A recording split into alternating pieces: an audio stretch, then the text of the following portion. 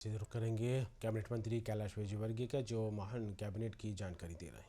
बैठक संपन्न हुई जिसमें सबसे पहले बहुत ही महान संत आचार्य विद्यासागर जी के शरीर त्यागने पर उन्हें विनम्र श्रद्धांजलि अर्पित की गई। 2 मिनट का मौन भी रखा गया और निश्चित रूप से एक बहुत बड़े संत को समाज ने खोया है, इसके प्रति दुख भी प्रकट किया गया। साथ ही अयोध्या में भगवान रामलला का मंदिर जो बना है वह निश्चित रूप से इस देश के लिए बहुत गौरव की बात है और विशेषकर हमारे सांस्कृतिक गौरव को बढ़ाने वाला है। और इसलिए देश के प्रधानमंत्री को एक धन्यवाद पत्र भी कैबिनेट के माध्यम से दिया जाएगा। आप सभी जानते हैं कि उज्जैन में कार्तिक मेला काफ़ी समय से लगता आ रहा है और पर इस बार हमारे यहाँ राजा विक्रमादित्य के समय से विक्रम संवत्सर चालू था, अभी भी है, पर उसको और विस्तृत बनाने के लिए माननीय मुख्यमंत्री जी ने काफ़ी पहले से विक्रम महोत्सव मनाते आ रहे हैं। उसमें सुबह से ही शिप्रा नदी के किनारे लोग सूर्य की आराधना करते हैं और इस बार विक्रमोत्सव व्यापार मेला आयोजित करने का निर्णय लिया गया। इस व्यापार मेले में उसको और आकर्षित करने के लिए ऑटोमोबाइल्स पर छूट प्रदान करने का निर्णय लिया गया। जिस प्रकार ग्वालियर के मेले में ऑटोमोबाइल्स को टैक्स में छूट दी जाती थी 50%, उसी प्रकार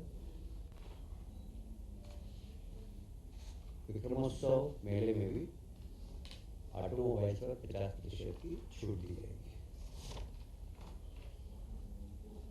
ठीक है।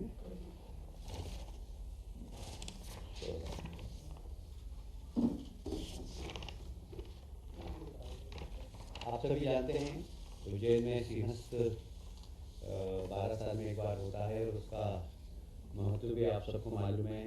उसकी तैयारी भी हम पहले से ही करते हैं। माननीय मुख्यमंत्री जी ने इसमें 2 बैठकें ले ली है और उसमें काम भी चालू कर दिए हैं। तो अभी प्रथम चरण में इंदौर उज्जैन जो रोड है, अभी 4 लेन है, उसको 6 लेन करने का निर्णय लिया है। और ऐसे ही उज्जैन और इंदौर के बीच में एक हाथों से पहला रोड बने, उसकी भी तैयारी चल रही है। तो एक इंदौर उज्जैन मार्ग को 4 लेन से 6 लेन करने का निर्णय लिया है। इसकी लागत लगभग 1700 करोड़ के आसपास होगी और यह पूरा पीपीपी मॉडल किया जाएगा।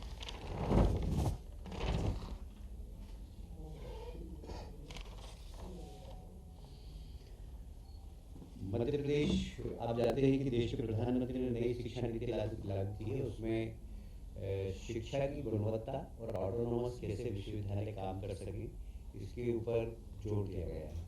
तो इसलिए बड़े बड़े विश्वविद्यालय को छोटा करना, उसको ऑटोनोमस बनाना और यहाँ तक कि नई शिक्षा नीति की कल्पना तो ये है कि कॉलेज भी ऑटोनोमस बने और क्वालिटी एजुकेशन के लिए वे स्वयं एग्ज़ाम भी ले सके। इस प्रकार की सही नई शिक्षा नीति का जो प्रावधान है वही है।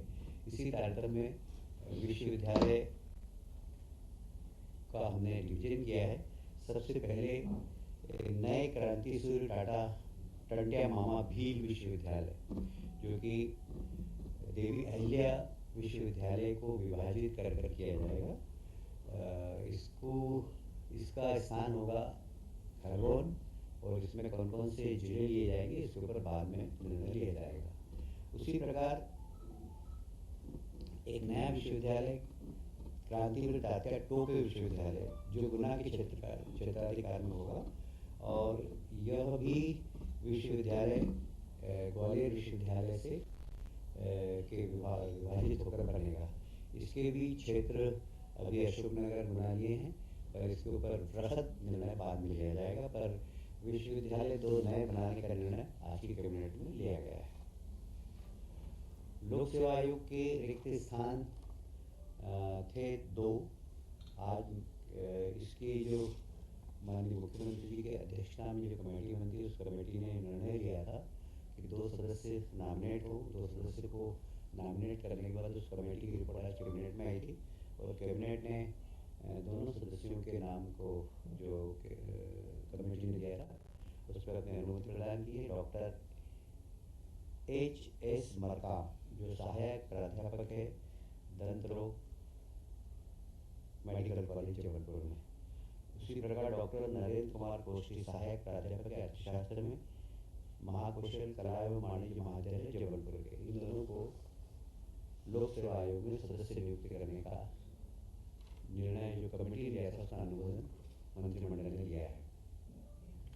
आंवलिया मध्यम सिंचाई परियोजना का एक बार फिर से पुनरीक्षित प्रशासकीय स्वीकृति आज जल संसाधन विभाग की ओर से ली गई है।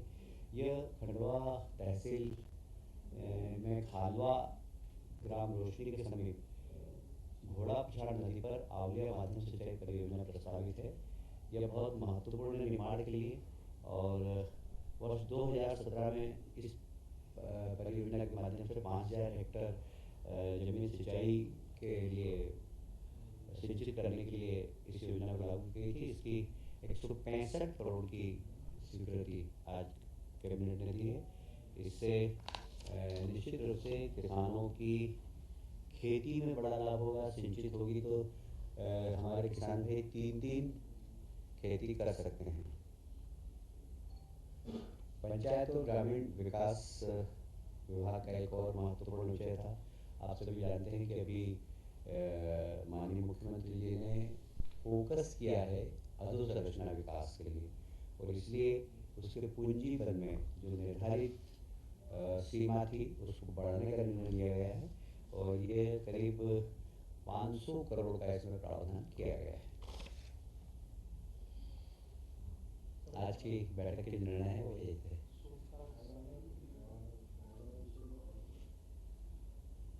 आज कैबिनेट में अनौपचारिक रूप से जो गौशालाओं को और मजबूत बनाना और सामाजिक संगठनों के माध्यम से गाय जो सड़क पर घूमती है वो गौशाला तक पहुँचे और गौशाला की आर्थिक स्थिति भी ठीक हो, इसके लिए सरकार कैसे योगदान दे सकती है इसके बारे में आज चर्चा हुई। और इसके लिए एक अलग से विस्तृत चर्चा के लिए माननीय मुख्यमंत्री जी ने कहा है कि इसमें कैसे गौशालाएँ अपने आत्मनिर्भर बन सके, उनके गोबर, उनका गौमूत्र।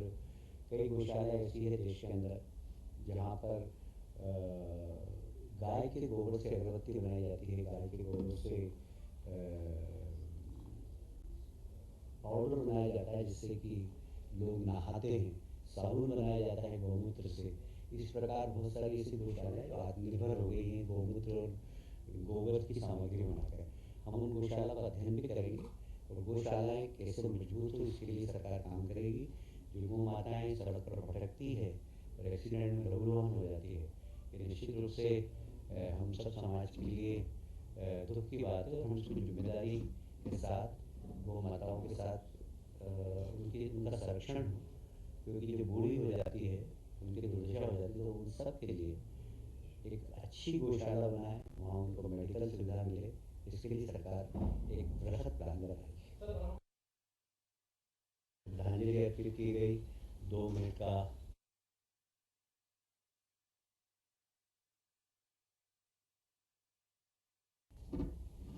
आज शुरुआत में ही कैबिनेट ने देश के प्रधानमंत्री को धन्यवाद दिया है कि भगवान राम का मंदिर जो बना है ये हमारे देश के आत्मगौरव को बढ़ाने वाला निर्णय है और निश्चित रूप से देश की जनता बहुत प्रफुल्लित है और मध्य प्रदेश की कैबिनेट ने भी माननीय प्रधानमंत्री जी को धन्यवाद दिया और